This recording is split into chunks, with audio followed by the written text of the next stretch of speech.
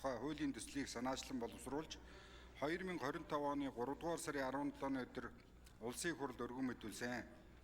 Амьтны тухай хууль 2012 онд батлагдсанаар бүс нутгийн амьтны зүйлийн бүрдэл тэдгээрийн дархац нөөцийн судалгаа хийж зэрлэг амьтны мэдээллийн санг тогтмол шинжилсэний үндсэн дээр зэрлэг амьтныг хамгаалах, зохистой ашиглах, нөхөн сэргээх ан агнуурын менежментийн төлөвлөгөөг боловсруулж хэрэгжүүлэх хэрэгцүү орчин бүрдсэн байдаг.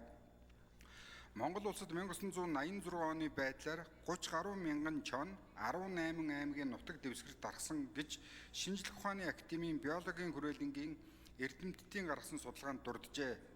1986 оноос хойш улсын хэмжээнд чонын талаар наривчилсан, судалсан судалгаа мэдээлэл огт байхгүй байна.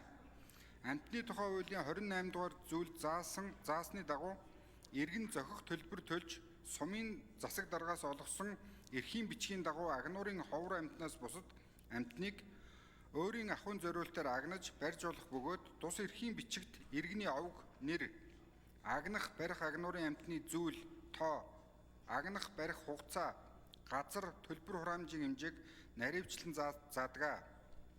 Тус хуулийн 28 дугаар зүйлийн 28-ын 3-2 заасны дагуу чон агнах барих зөвшөөрлийг 5 хүртэл хоногийн хугацаатай олгодог байна.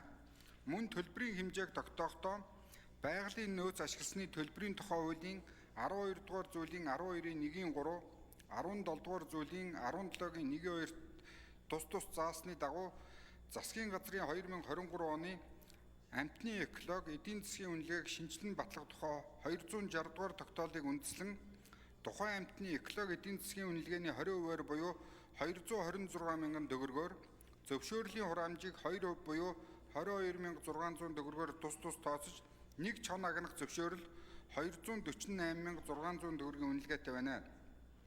Толгомдож буй асуудлыг тодорхойлбол нэгдүгээрт ан агнах зөвшөөрлийн бичиг нь 5 хүртэлх хоногийн хугацаатай байдаг.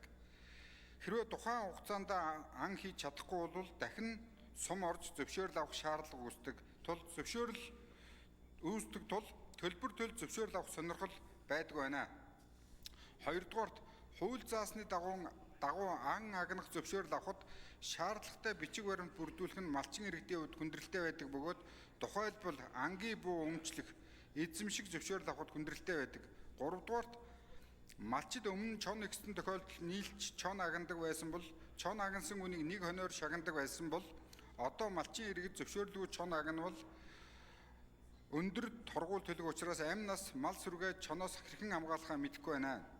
Торгуул нөхөн төлбөрийн хэмжээ засгийн газрын 2023 оны амьтны экологи эдийн засгийн үнэлгээг шинжилэн батлах тухай 260 дугаар тогтоолын авсрал заасны дагуу чонын экологи эдийн засгийн үнэлгээг 1,130 мянган төгрөгөөр тогтоосон байна.